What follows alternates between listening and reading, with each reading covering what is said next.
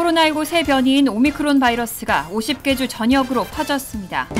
앞으로 2달간은 세계 인구의 절반가량이 코로나19에 감염될 것이라는 모델링 결과도 나왔습니다. FDA가 오늘 제약사 머크앤컴퍼니가 개발한 코로나19 알약 치료제 몰누피라비르 사용을 승인했습니다. 바이든 대통령이 내년 1월 화이자의 경구용 치료제 팍스로비드 25만 회분을 공급할 것이라고 밝혔습니다. 오미크론 확산 우려에도 이번 연휴 시즌 전국적으로 1억 명 이상이 여행에 나설 것이라는 전망이 나왔습니다. 이상은 이 시각 주요 뉴스입니다.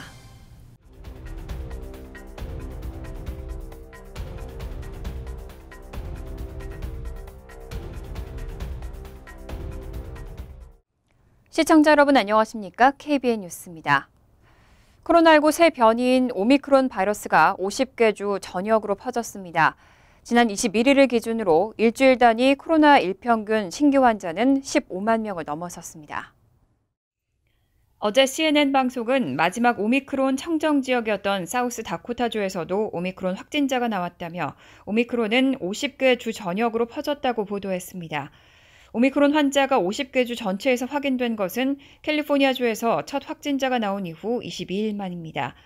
이와 함께 뉴욕타임즈는 자체 집계를 통해 일주일 단위 코로나 일평균 신규 환자가 15만 명을 넘었다고 전했습니다. 21일 기준 코로나 환자는 15만 4,555명으로 2주 전과 비교해 27% 늘었습니다. 입원 환자는 2주 사이 13% 증가해 6만 9,209명에 달했습니다. 뉴욕주에서는 코로나 신규 환자가 또 최고치를 기록했습니다. 뉴욕주는 지난 20일과 비교해 24% 늘어난 2만 8,924명이 확진 판정을 받았고 입원 환자는 4,452명으로 집계됐다고 밝혔습니다. 이런 감염자 급증세에 주정부와 지역 보건당국은 방역 조치를 잇따라 강화하고 있습니다. 뉴욕주는 코로나 무료 검사소 12곳을 새로 개소하고 주민들에게 검사를 독려했습니다. 캐시 호컬 뉴욕 주지사는 입원 환자가 서서히 늘고 있지만 지난해 12월에 3분의 2 수준이라며 우리는 코로나 대응에 필요한 자원이 있다고 강조했습니다. 오미크론의 확산세가 무서울 정도입니다. 앞으로 2달간은 세계 인구의 절반가량이 코로나19에 감염될 거라는 모델링 결과도 나왔습니다.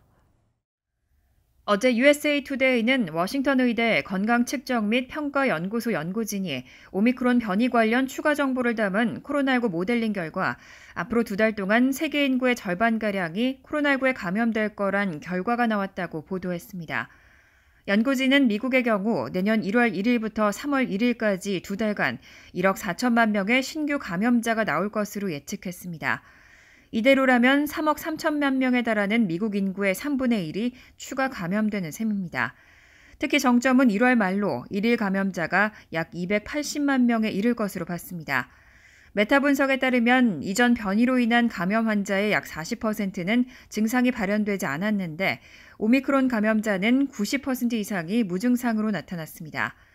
이런 이유로 전체 감염자 수가 통계에 잡히지 않을 것이라는 게 연구진의 설명입니다. 크리스 머레이 박사는 감염자가 급증할 것으로 예상하고 있고 오미크론 확산이 예상된다며 지금까지 미국의 약 40%가 코로나19에 감염됐는데 앞으로 2-3개월 안에는 미국의 60%가 오미크론에 감염될 것으로 예상한다고 밝혔습니다. 다만 오미크론의 중증도는 델타 변이보다 낮기 때문에 입원과 사망은 훨씬 덜할 것이라고 예측했습니다.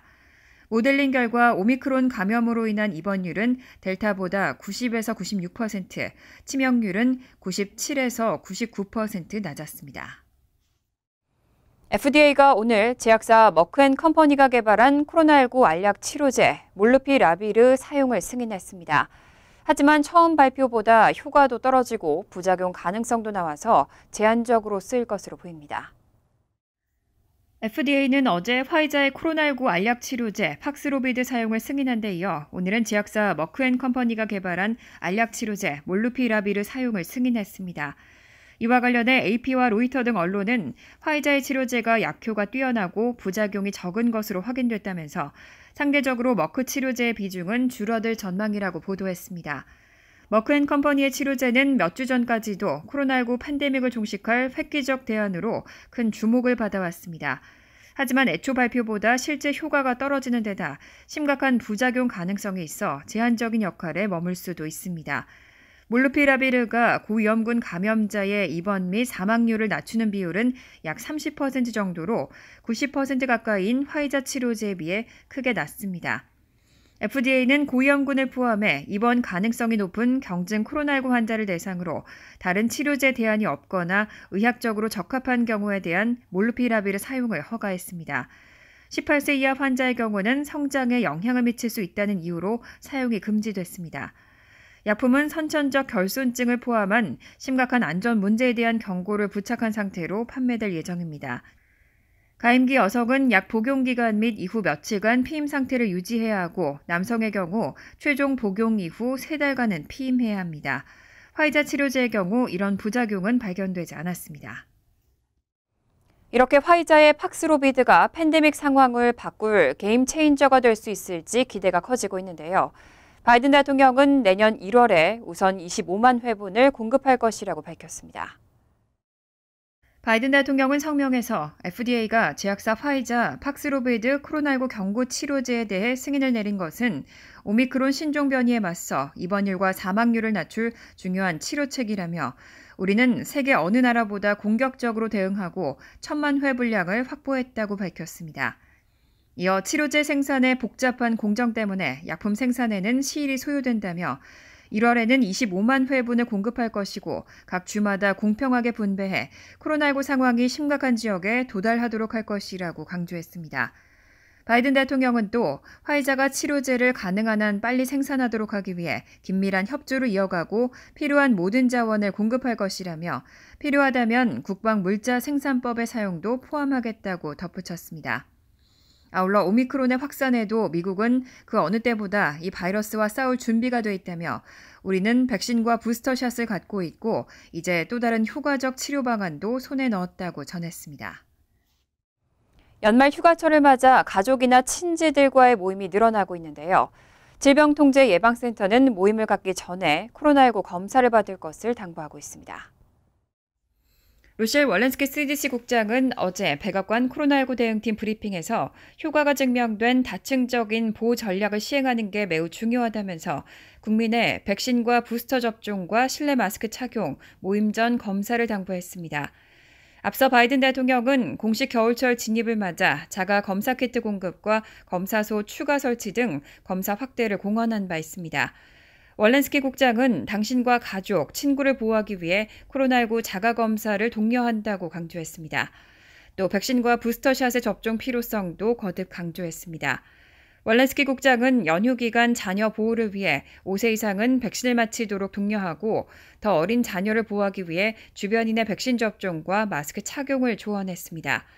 아울러 연말 모임은 적절한 예방조칙을 준수하는 가족, 친지와 함께하도록 장려했습니다. 특히 연말 모임이나 여행 관련 위험은 항공기나 차량 탑승과는 관련이 덜하고 모임에 참여하는 개별 가정의 행동이 더 중요하다고 지적했습니다. 월렌스키 국장은 이와 함께 여전히 백신 접종을 하지 않은 사람들은 코로나19에 가장 취약하다며 접종 완료자 또는 부스터샷 접종자와 비교해 비접종자의 경우는 감염 위험이 10배, 사망 위험이 20배에 달한다고 설명했습니다. 빠른 오미크론 확산세에 월스트리트의 대형 은행들은 다시 재택근무로 전환하고 있습니다. 확진자가 급증하면서 내년 초에도 재택근무가 지속될 가능성까지 나옵니다. 뱅크 오브 아메리카는 오미크론 확산세에 이번 주 뉴욕 사무실 직원들에게 재택근무를 허용했습니다. 노스캐롤라이나주 샬롯에 본사를 두고 있는 이 회사는 자가 진단키트도 제공하고 있습니다. 익명을 요구한 한 임원에 따르면 도이체방크에선 뉴욕 직원들에게 올해 마지막 2주 동안 재택근무를 권장했습니다. 또 코로나19 확산세를 고려할 때 오는 2022년에도 몇 주 동안에는 재택근무가 지속될 것이라고 전했습니다. 맨하튼에 있는 투자은행 제프리는 코로나19 확진자가 급증하자 이달 초 직원들을 집으로 돌려보냈습니다.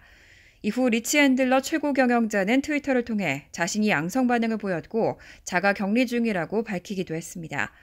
웰스파고는 변화하는 외부 환경을 이유로 사무실 복귀 계획을 연기했습니다. 다만 직원들에게 보낸 메모에서 모든 장소는 백신 접종을 받은 직원들이 자발적으로 이용할 수 있다고 밝혔습니다.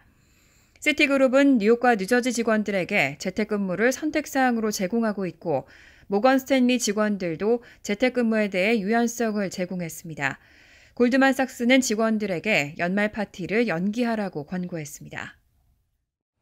바이든 대통령이 그동안의 적극적인 대응으로 다행히 연말 재고 부족 등은 일어나지 않았다고 자평했습니다.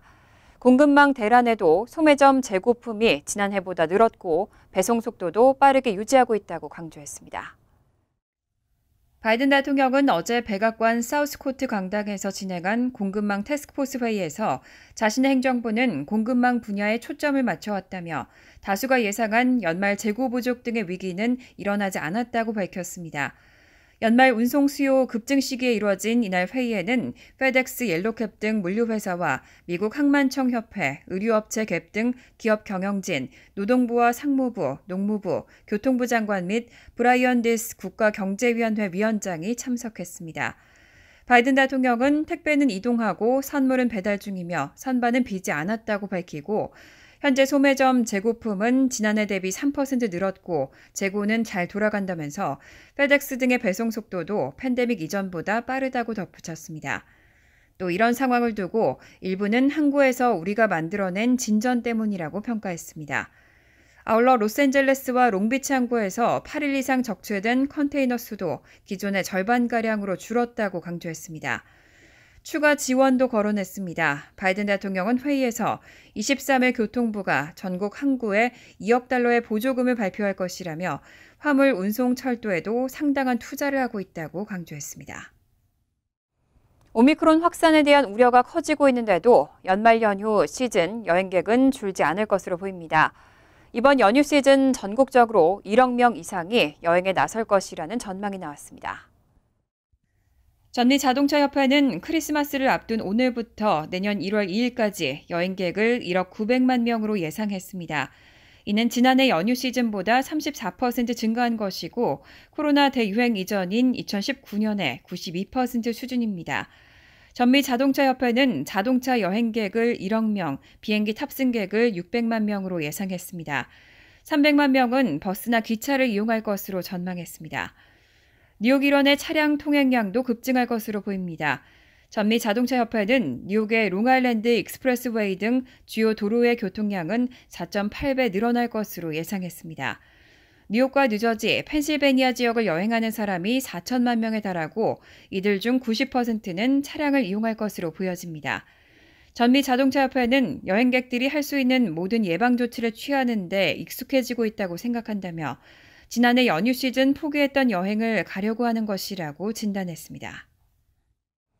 올해는 미국에서 화이트 크리스마스를 볼 수 있는 지역이 많지 않을 것으로 예상됐는데요. 뉴욕과 메인, 웨스트 버지니아 등에서는 화이트 크리스마스가 될 수 있을 것으로 기대됩니다. USA 투데이는 북서부의 오리건과 워싱턴주, 동부의 뉴욕, 메인, 웨스트 버지니아, 펜실베니아 산악 지역, 그리고 북부의 미네소타, 아이다호주에서 화이트 크리스마스가 예상된다고 보도했습니다. 반면 겨울에 눈을 흔하게 볼 수 있는 시카고는 올해는 화이트 크리스마스를 기대하기가 어려울 전망입니다. 국립기상청은 시카고에서는 아직 눈이 내리지 않았다며 기록적인 눈 가뭄이 이어지고 있다고 전했습니다. 중부 지역은 온화하거나 따뜻한 크리스마스가 예보됐습니다. 댈러스와 휴스턴 등 텍사스 일부 지역은 크리스마스 때 기록적인 고온을 보일 것으로 예상됩니다. 기상정보 제공업체인 아큐웨더는 USA 투데이에 현재까지 눈이 내린 지역은 많지 않다고 밝혔습니다. 21일 기준으로 알래스카를 제외하고 눈이 온 지역은 미국 본토 전체 면적의 28%에 불과합니다. 지난 10년 평균 34%에 비해 떨어지는 기록입니다. 화이트 크리스마스는 성탄절 당일 아침에 1인치 이상 눈이 쌓여 있을 때 성립됩니다. 기후변화의 영향으로 기온이 상승하면서 미국에서도 화이트 크리스마스를 볼 기회가 줄어들고 있습니다. 애리조나 대학 관측에 따르면 1981년부터 1990년까지 크리스마스 당일 미국 전체 면적의 47%가 눈이 쌓여 있었지만 2011년부터 2020년까지는 미 전체 면적의 38%에 눈이 쌓였습니다. 간추린 소식입니다. 백악관은 어제 코로나19 확진자와 에어포스원에 같이 탑승했던 바이든 대통령이 두 번째 검사에서도 음성 판정을 받았다고 밝혔습니다. 바이든 대통령은 지난 17일 사우스캐롤라이나에서 펜실베니아로 이동하는 대통령 전용기 에어포스원에서 코로나19 감염자와 30분 정도 같은 공간에 머물렀습니다. 감염자는 부스터샷까지 마친 중간급 간부로 확인됐습니다. 바이든 대통령은 직후 PCR 검사에서 음성이 나왔고 어제 두 번째 검사에서도 음성을 확인했습니다. 소식통에 따르면 당시 해당 직원 주변에 있던 이들은 마스크를 쓰고 있던 것으로 전해졌습니다. 연방 국무부에 따르면 오는 27일부터 16세 이상 성인들의 신규 여권 발급 수수료가 현행 145달러에서 20달러 올라 165달러로 인상됩니다. 16세 미만 미성년자들의 여권 발급 수수료 역시 현행 115달러에서 135달러로 20달러 인상되고 여권 재발급의 경우 110달러에서 130달러로 오르게 됩니다. 연방 국무부는 이번 수수료 인상이 보다 안전하고 보안이 강화된 여권을 제작하기 위한 일환이라고 인상 이유를 밝혔습니다. 베티 로사 뉴욕주 교육국장은 코로나19 사태가 지속되고 있는 점을 고려해 2022년 1월 예정됐던 뉴욕주 리전트 시험을 취소하기로 결정했다고 밝혔습니다. 로사 주 교육국장은 최근 불어닥친 오미크론 변이 확산으로 인해 안전하게 시험을 치르기 어렵다고 판단해 시험을 연기하게 됐다고 덧붙였습니다. 주 교육국은 다음 달 열리는 리전트 이사회에서 고교생들의 졸업 기준을 충족하기 위한 대치안을 제시할 계획이라고 밝혔습니다. 리전트 시험은 고교 졸업 시험으로 리전트 학위를 취득하기 위해서는 5차례의 리전트 시험에서 65점 이상을 받아야 합니다. 뉴저지주가 코로나19 팬데믹의 영향으로 전기, 가스, 수도 등 유틸리티 요금을 체납한 가구에 대해 서비스 중단을 금지하는 행정명령을 연장했습니다. 주의회를 만장일치로 통과한 관련 법안은 21일 필머피 주지사가 서명해 즉시 발효됐습니다. 따라서 유틸리티 요금을 체납한 가구들은 내년 3월 15일까지 요금 체납과 관계없이 서비스를 받게 됩니다. 뉴저지 주정부는 지난해부터 유틸리티 요금을 제때 내지 못하는 가정과 사업체가 계속 증가해 가정의 체납액은 6억 2,500만 달러이며 사업체 유틸리티 체납액까지 합치면 전체 규모는 8억 3,360만 달러라고 밝혔습니다. 환율과 증권 소식입니다.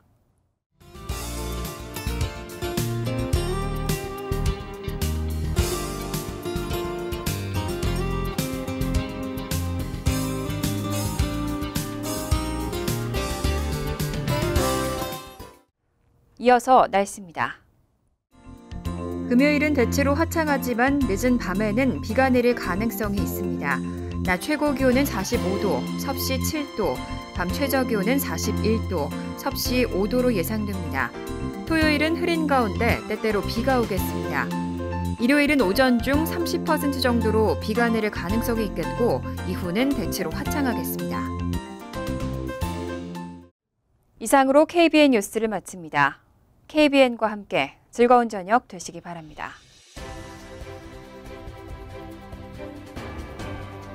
미 동부 최대 한인방송 KBN이 제작하는 KBN 뉴스는 웹사이트 mykbn.com 그리고 유튜브와 페이스북에서 다시 보실 수 있습니다. 좋아요, 구독, 알림 설정은 뉴스 제작에 큰 도움이 됩니다.